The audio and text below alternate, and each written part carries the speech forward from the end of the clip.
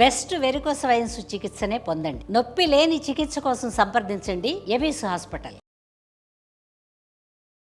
Suman TV ప్రేక్షకులకు నమస్కారం. ప్రస్తుతం మనతో పాటు ఉన్నారు బ్రహ్మశ్రీ డాక్టర్ ప్రదీప్ జోషి గారు. వారితో మాట్లాడి 2026 12 రాసుల వారి రాశి ఫలాలు ఏ విధంగా ఉండబోతున్నాయో ఇప్పుడు తెలుసుకుందాం. గురుగారు నమస్కారం. గురుగారు శ్రీమాత్రే నమః. గురుగారు, కుంభరాశి వారి రాశి ఫలం ఎలా ఉండబోతున్నాయి గురుగారు 2026లో? డిసెంబర్ 5వ తారీఖు 2025 రోజున ఆ రోజుకి గ్రహస్థితి ఏముంది, డిసెంబర్ 6వ తారీఖు కింద లెక్క వేసుకుందాం. ఆ రోజు గ్రహస్థితి ఏదైతే ఉందో ఆ గ్రహస్థితిలో ఉండేటువంటి మేజర్ 4 గ్రహాలు జూన్ 3వ తారీఖు వరకు ఆ గ్రహాలన్నీ కూడా అలాగే ఉంటాయి, ఏ మార్పు ఉంటుంది. జూన్ 3. సో ఫస్ట్ మిథున రాశిలో గురుగ్రహం ఉంటాడు, మీన రాశిలో శనిగ్రహం ఉంటాడు, శతభిష నక్షత్రంలో కుంభరాశిలో రాహుగ్రహం ఉంటాడు, సింహ రాశిలో కేతుగ్రహం ఉంటాడు. ఈ 4 గ్రహాలు 2026 మొత్తం కూడా ఇట్లాగే ఉంటాయి. ఒక్క గురుగ్రహము జూన్ 3వ తారీఖు తర్వాత గురువు కర్కాటక రాశి లోపలికి ఎంటర్ అవుతాడు జూన్ 3 తర్వాత. కాబట్టి ఇప్పుడు నేను చెప్పే రాశి ఫలాలు ఏంటంటే 2026 డిసెంబర్ 5వ తారీఖు 2025 నుంచి మొదలయ్యి జూన్ 3వ తారీఖు 2026 వరకు ఈ రాశి ఫలాలు వర్తిస్తాయి. గుర్తుపెట్టుకోండి. మళ్ళీ జూన్ 3వ తారీఖు తర్వాత మళ్ళీ మొత్తం స్ట్రాటజీ మారుతుంది. మళ్ళీ అప్పుడు ఇంకొక రాశి ఫలాలు చేస్తాను. అప్పుడు అది కూడా 2026, కాకపోతే హాఫ్ ఆఫ్ ద 2026 ఒక వేరియేషన్ ఉంటుంది, మళ్ళీ 2026 హాఫ్ ఆఫ్ ద వేరియేషన్ వేరే ఉంటుంది. అప్పటి వరకు ఇప్పుడు స్టార్ట్ అయిపోతుంది, ఇవే రాశి ఫలాలు మారుతాయి. సో ఇది బాగా గుర్తుపెట్టుకొని మీ జన్మ నక్షత్రం ఏందో తెలుసుకొని ఇక మీరు 2026 రాశి ఫలాలు చూడండి. 2026 సంవత్సరం కుంభరాశి వాళ్ళు ఎలా ఉంటుందనంటే, ముందు చూస్తే నుయ్యి వెనుక చూస్తే గొయ్యి అన్నట్టు, ఏది చెప్పుకోలేరు, ఎటు పోలేరు అన్నట్టుగా పరిస్థితులు ఉంటాయి అన్నమాట. సో కుంభరాశి వాళ్ళకి ఏలినాటి శని వదలపోబోతున్నాడు, అంటే ఇంకా వదలబోతున్నాడు అంటే చిట్ట చివరి స్థాయికి వచ్చింది. వదలబోవడము అంటే అట్లా వదిలిపెట్టడు, మొత్తం దులిపేస్తాడు కంప్లీట్ గా. శని ఎప్పుడైనా శని మహారాజు వచ్చాడు అంటే మొదలు బాగా గుర్తుపెట్టుకోవాలి. దీంట్లో మీన రాశి కూడా ఇంక్లూడ్ చేసుకోండి, మళ్ళీ శని కూడా చెప్పను కాబట్టి. సో ఇది ఇంక్లూడెడ్ ఫర్ కుంభరాశి, మీన రాశి రెండు ఇంక్లూడెడ్ అనుకోండి, అంటే శని విషయంలో చెప్తే.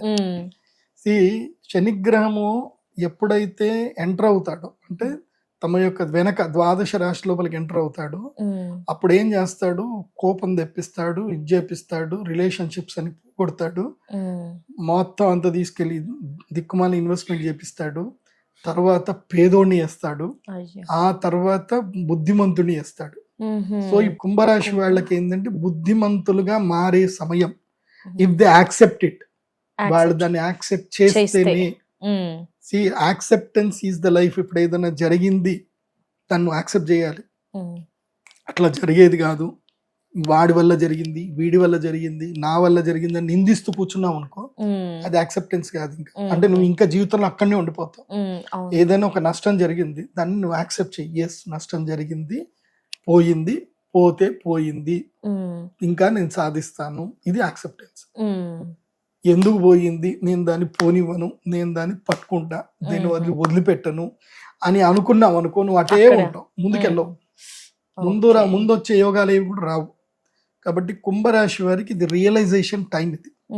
కాబట్టి రియలైజేషన్ టైం కాబట్టి you realize, only you realize, don't react. And actions, ఏం జరిగినా రియాక్ట్ అవ్వకూడదు, ఇట్లాగే కూర్చోవాలి. ఏం జరిగినా ఇట్లాగే కూర్చోవాలి. అవునా, మంచిది, శుభం, అంతే, ఇంతే అనాలి తప్ప దేనికి రియాక్ట్ అవ్వకూడదు. రియాక్ట్ అయ్యావా మళ్ళీ పాస్ట్ లోకి వెళ్ళిపోతావు. సో ఫర్గెట్ టు పాస్ట్ మెల్లిమెల్లిగా నేర్చుకునే ప్రయత్నం చేయండి. ముఖ్యంగా యంగ్స్టర్స్ కి, ప్రేమికులకి చెప్తున్నా. అందుకే నేను మీ అందరికి ఒక మంచి పుస్తకం చెప్తాను, ఆ పుస్తకం చదవండి. The అన్పోస్టెడ్ letter. పోస్ట్ చెయ్యని ఉత్తరం, మహాత్రేయరా గారు రాశారు. చాలా అద్భుతమైన పుస్తకం. ఎక్కడ అవైలబుల్ ఉంటుంది? అది మనకి అమెజాన్ లో దొరుకుతుంది, ఎక్కడైనా బుక్ స్టాల్ లో దొరుకుతుంది. 2020 నేను ఈవెన్ ఐఎమ్ ఆల్వేస్ లెర్నర్, నేను ఎప్పుడు చదువుతూనే ఉంటాను.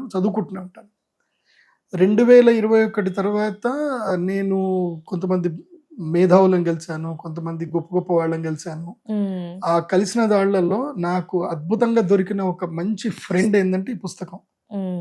ఈ ఇంకో పుస్తకం దొరుకుతుంది, ఇక్కడి నుంచి ఎక్కడికి. ఇక్కడ నుంచి ఎక్కడికి అది జాక్ కాన్ఫీల్డ్ అని ఒక ఆయన ఇంగ్లీష్ ఆథర్ రాశారు, తెలుగులో ట్రాన్స్లేట్ చేశారు. చాలా మంచి పుస్తకం. ఈ పుస్తకాలు చదవండి.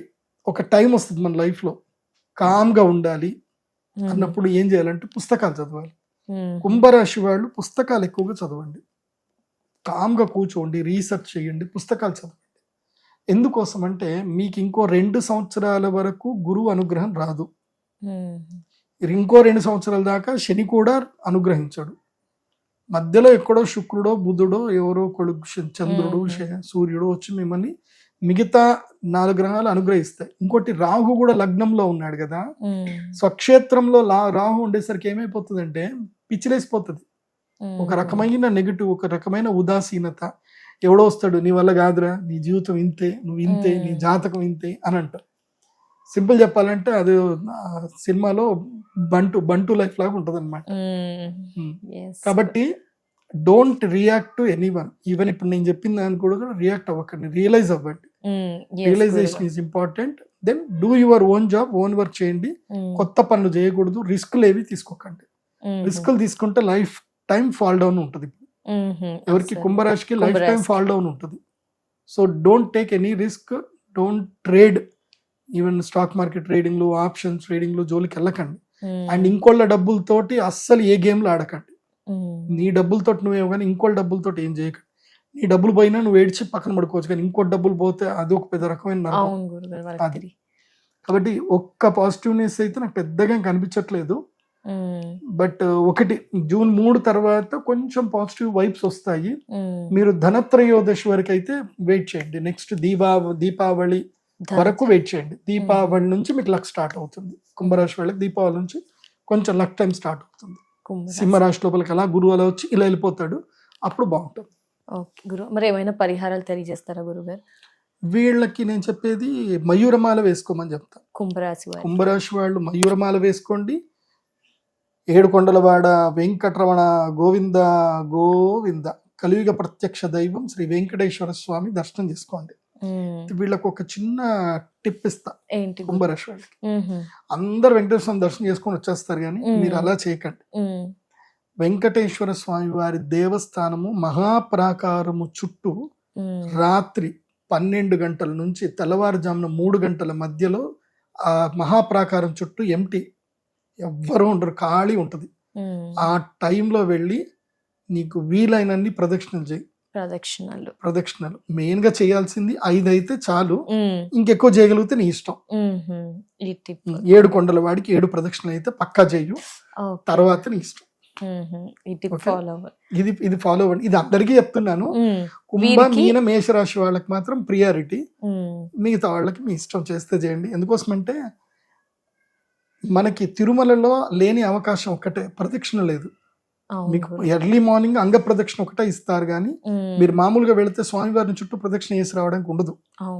కాబట్టి ఈ మిడ్ నైట్ 12 గంటల నుంచి 3 గంటల వరకు ఉంటుంది ఆ స్వామివారికి. అప్పుడు మీరు తిరిగారనుకోండి, ఒకటి బాగా గుర్తుపెట్టుకోండి, తిరుమలలో వెంకటేశ్వర స్వామి వారు రాత్రి ఆయన నిద్రిస్తారు అని అనుకుంటారు, శయన సేవ అవుతుంది. కానీ ఆయన తప్పకుండా 2:30 నుంచి 2:30 అంటే 3 గంటలకి, ఆ సమయం నుంచి 4 గంటల వరకు, ఆ సమయంలో స్వామివారు బయట తిరుగుతారు అని ఒక ప్రశస్తి ఉంది. ఆయన తప్పకుండా వస్తారు, ఆ ప్రశస్తి ఉంది. వచ్చి భక్తులందరినీ చూసి వెళ్తారు. బ్రహ్మి ముహూర్తంలో ఆయన బయట విహారానికి వచ్చి చూసి వెళ్తారు. వీళ్ళు సుప్రభాత సేవ స్టార్ట్ చేయకన్నా మునిపే ఆయన చూసి వెళ్తారు. ఇది ఉంటుంది, ప్రశస్తి ఉంటుంది. నేను అందుకే బిలీవ్ ఇట్. అందుకే నేను చదువుకునే రోజుల్లో మాకు స్వామివారిని ఎప్పుడు చూడాలనుకున్నా టక్కని పోయేది, 200 రూపాయల టికెట్ తీసుకునేది, అంగ ప్రదక్షిణ చేసేది. నేను ఎన్నిసార్లు అంగ ప్రదక్షిణ చేశానో నాకే గుర్తులేదు. చాలా సార్లు అంగ ప్రదక్షిణకి వెళ్ళాం. అప్పట్లో ఉంటుండే అంగ ప్రదక్షిణ ఇట్లా ఫటాఫట్ అయిపోతుండే. రాత్రి టికెట్ తీసుకోవాలి, వెయిట్ చేయాలి. రాత్రి 8 గంటలకి టికెట్ ఇస్తుండే, 8 నుంచి 10 గంటల లోపల టికెట్లు ఇస్తుండే. లైన్లో నుంచి 200 టికెట్ తీసుకొని పుష్కరంలో వెళ్ళి అక్కడే కూర్చొని స్వామివారికి రాత్రంతా ప్రదక్షిణ చేసుకొని ముచ్చట్లు పెట్టుకొని కరెక్ట్గా 3:30, 4, 3 అయింది అంటే పోయి పుష్కరంలో స్నానం చేసి పరిగెత్తుకుంటూ వెళ్ళిపోయి వైకుంఠ ద్వారం అక్కడికి వెళ్ళిపోయి పరిగెత్తుకుంటూ వెళ్ళిపోవడమే. అంగ ప్రదక్షిణ చేస్తే నిజంగా వెంకటేశ్వర స్వామి వారికి అంగ ప్రదక్షిణ చేస్తే ఇంక మీకు మిమ్మల్ని ఆయన చూసుకుంటాడు. పక్కన చంటి బిడ్డని ఎట్లాగైతే ఒళ్ళో పెట్టుకొని చూసుకుంటారో ఆయన అట్లా చూసుకుంటాడు. అంగ ప్రదక్షిణ చాలా బెనిఫిట్, చాలా బెనిఫిట్ తిరుమల. అది చేయండి.